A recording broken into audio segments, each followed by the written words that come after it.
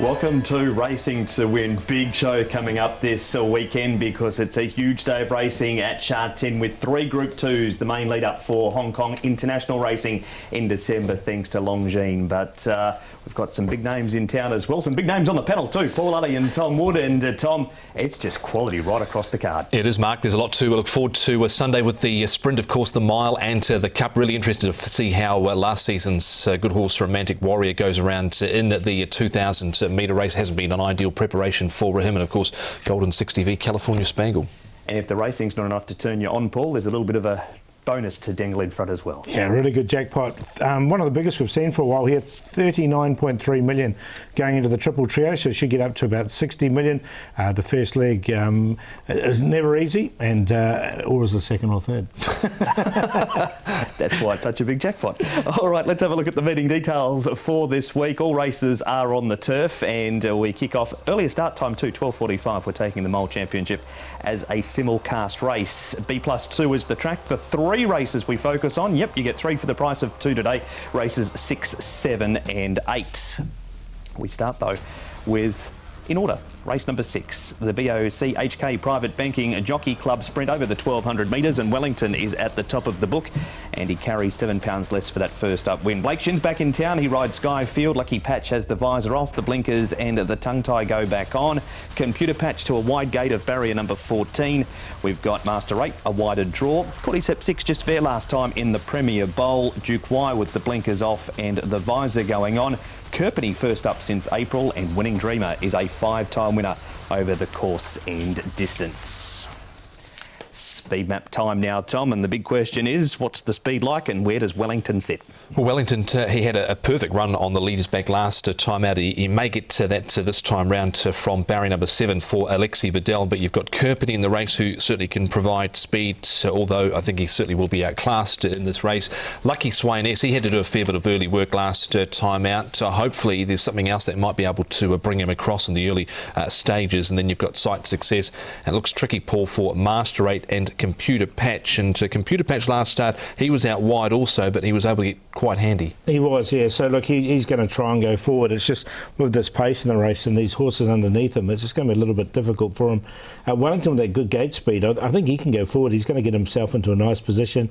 His stablemate Cordyceps 6 will go back. Now Skyfield, he's drawn 13. He was slow away last time, but he being drawn wide, he goes back anyway. I reckon they might be a bit more positive on Cordyceps 6 because they were really negative on board him last start. All right, so perhaps Cordyceps 6 might end up a little bit closer than on the speed map. Here's the previous winners, Tom, and it was Lucky Patch last year. He hasn't quite been the same horse since that confidence-knocking fall on International Day. No, and he was certainly one of the shining lights going into International Day was Lucky Patch, but Hot King Prawn, he's won this race on 2 occasions. Athero, we never really got to see the absolute best of him, Paul. No, we didn't, unfortunately. And as you say, Hot King Prawn's won a couple of times, so good horses do win the race.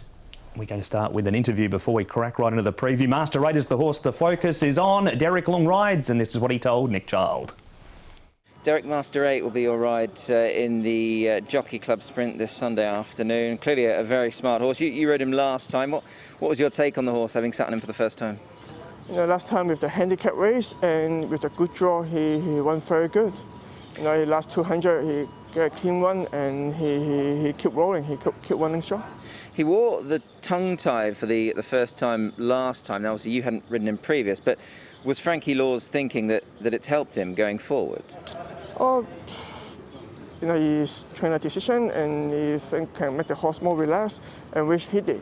He's quite relaxed last time and comfortable. And last time with the draw, with the handicap, everything is suitable for him. He went good. He obviously was 2 lengths off of Wellington in that race, and obviously it gets much tougher in a race like this. But in your opinion as a rider, how much has he got to find, do you think, on that performance to get that bit closer to Wellington, if not trying to beat him? Well, I hope I can beat him. I will try my best, and just depends the draw and the pace, especially for the sprinter. You know, who get the right spot with is very important. You're drawn in 12, obviously the draw not ideal, but I guess in a race like this with a decent field, they're going to go quick. That's certainly going to be a help, isn't it? Yeah, won't be help, but hope more lucky.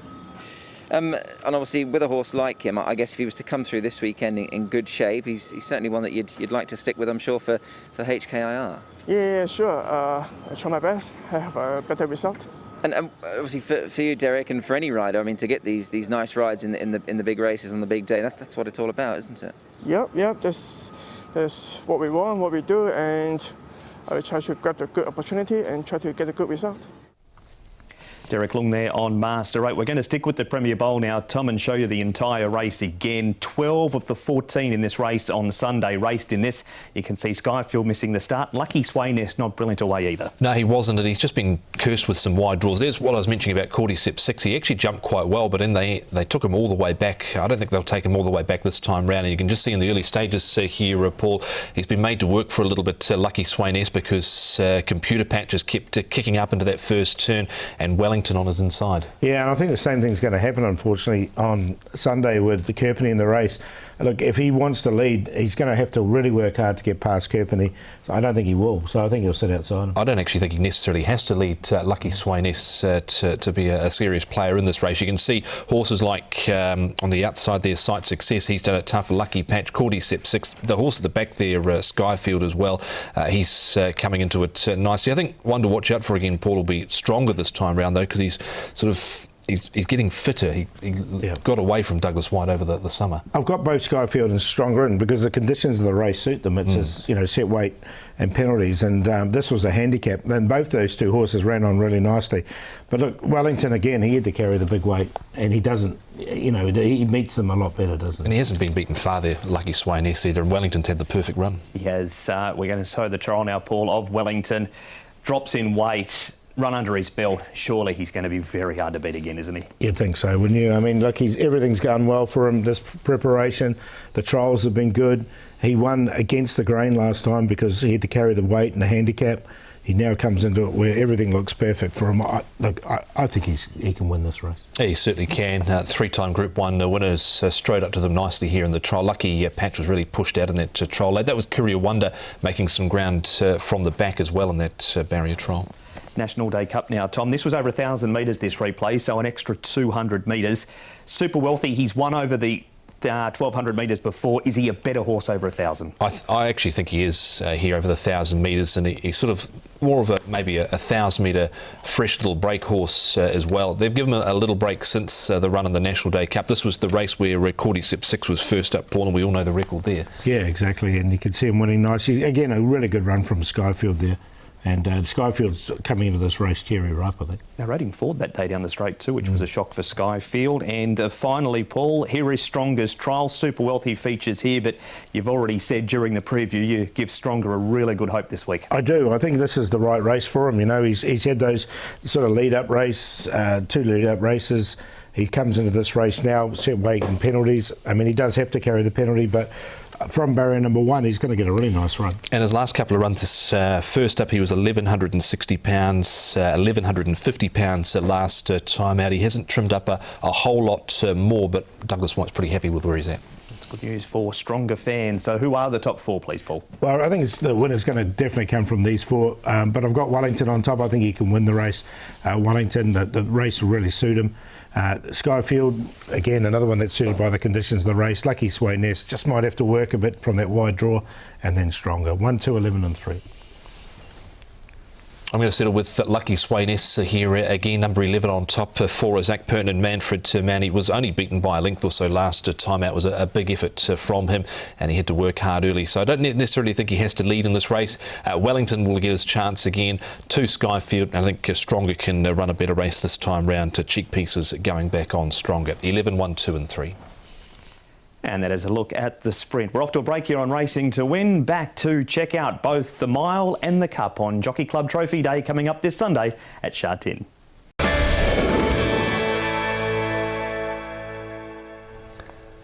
Welcome back to Racing to Win as we preview this massive day coming up at Sha Tin on Sunday, the main lead-up day to Longines HKIR. Race number 7 is the BOC HK Private Wealth Jockey Club Mile, and Golden 60 returns. He's unbeaten first up. Waikuku carries £7 less than his last start.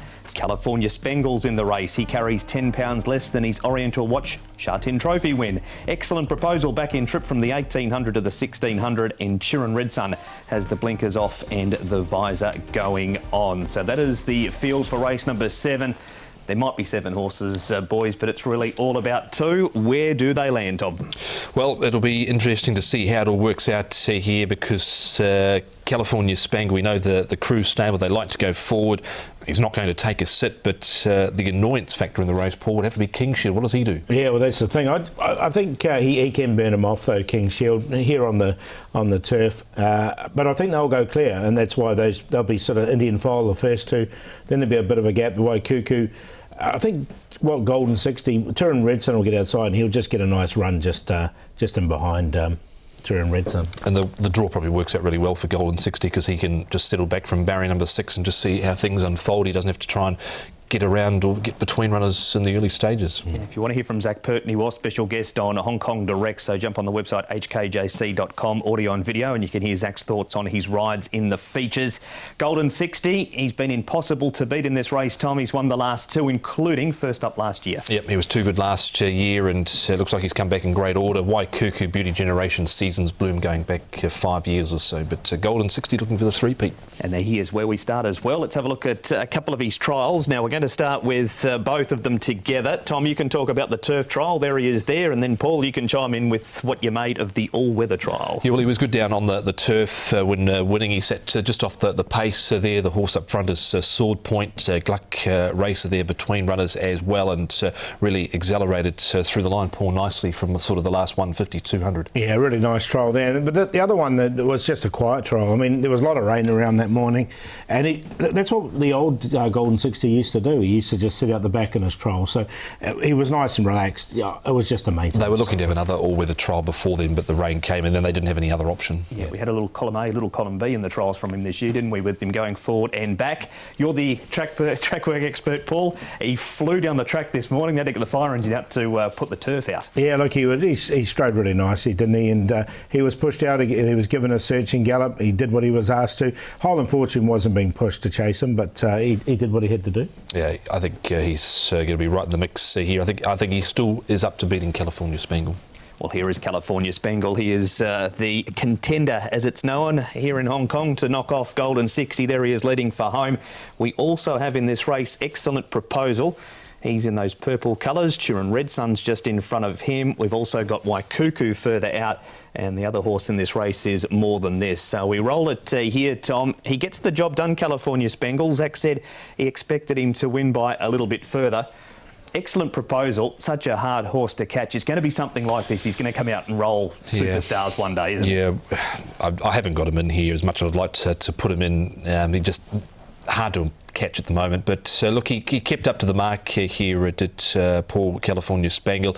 Whether he can beat Golden 60, I'm still not quite convinced yet. Yeah, I'm with you actually on it as well. I just think Golden 60 can get the run on him, especially if King's Shield does annoy him. It doesn't really matter if there's no speed in the race, because Golden 60 can still reel off those sectionals late when there is no pace. And I'm not suggesting for a minute Excellent Proposal is going to win, but that's what it sounded like. Yeah, it did, didn't it? It's just something that unexpected that he could do. All right, Paul, are you with the 60 or the Spangle? I'm going to go with the 60. Fresh Up, unbeaten. Fresh Up, I think he can win again.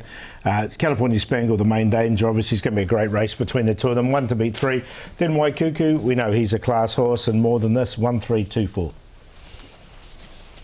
Same 3 numbers, but I'm throwing in 6 at Chirin Red Sun, who's a long way out of the handicap here, but they've got to roll the dice somewhere. But Golden 60 clearly on top. California Spangle, Waikuku, Chirin Red Sun, 1, 3, 2 and 6. Normally now we'll be going to Paul Lally for his selections for the rest of the meeting. That is not the case, because we've got a bonus race to show you on the show. It is the Cup, and it's over the 2,000 metres. And we have got Romantic Warrior first up over the 2,000 metres for James McDonald. Beauty Joy drops 12 pounds on his last start, but goes to 2,000 for the first time. Kaying Star got it wrong at the jump in the ladies' purse for Sasa. Senor Toba's gone 1,600, 1,800 to 2,000. Savvy Nine's best form has been 1,800, and Money Catcher broke through to win the Sasa ladies' purse last time. He has placed up to 2,100 metres in New Zealand.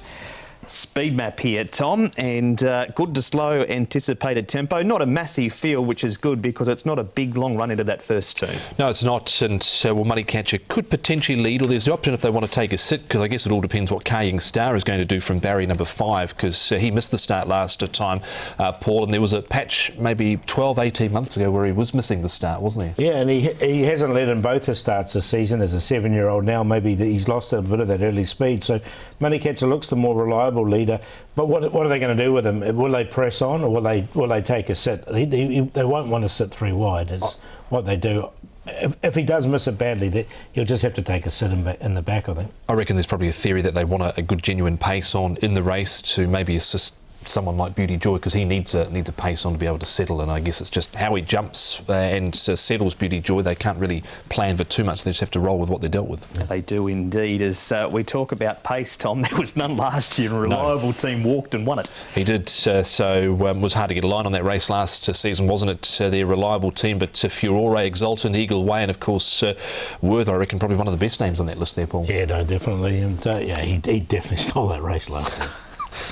They go quicker in the Class 5s than what he did in that Group 2 last year. Romantic Warrior returns with a new jockey. Good to see Curris Teaton back at track work this week as well. He's on the comeback trail, but the catch rider on Romantic Warrior is James McDonald.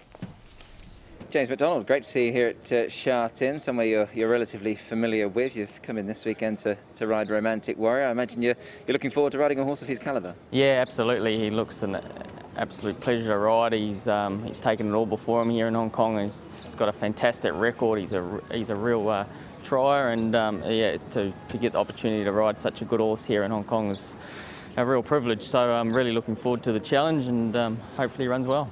What have you made of him, James? Obviously, I imagine you've had a chance to go back and look through his form. Obviously, what he's done here has been, very, very impressive. What's been your overall take of the horse? Yeah, he's phenomenal, really. His record suggests that he's pretty self-explanatory. It looks a real pleasure to ride in terms of he puts himself in a really good position.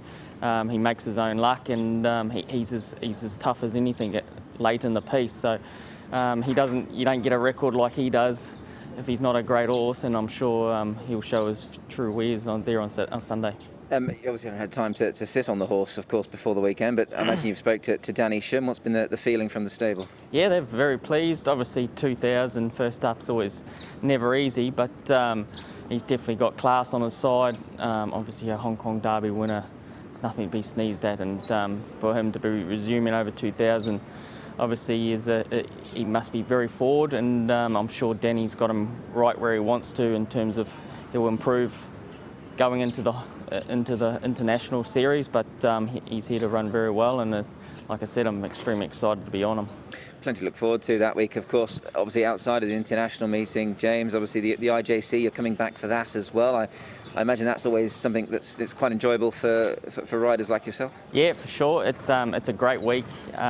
It's always awesome to be a part of. Jump at the opportunity every time I get a chance to do it. So to be competing against some great jockeys on a very unique track, very open. I've had a little bit of luck here since. So hopefully we can go one or two better over the last few seasons. But it's so enjoyable, and especially after our spring carnival's finish, it's great to be up here and competing with some really good jockeys. There are some big names in the racebook for Sunday. He is one of them. Great to have him in town, James McDonald. We move on here, Paul, to the Sha Tin Trophy. And we have got Tourbillon Diamond in this race. There he is up outside the leader. That's California Spangle leading for home.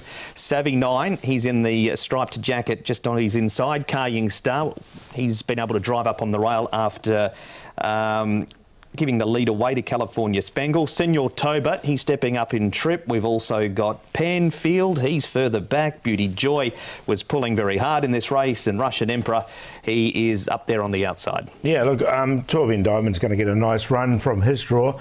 I like the way Senor Tobert finished off the race, coming up to 2,000 metres here. Looks good for him as well. I think he's well suited by the conditions of this race.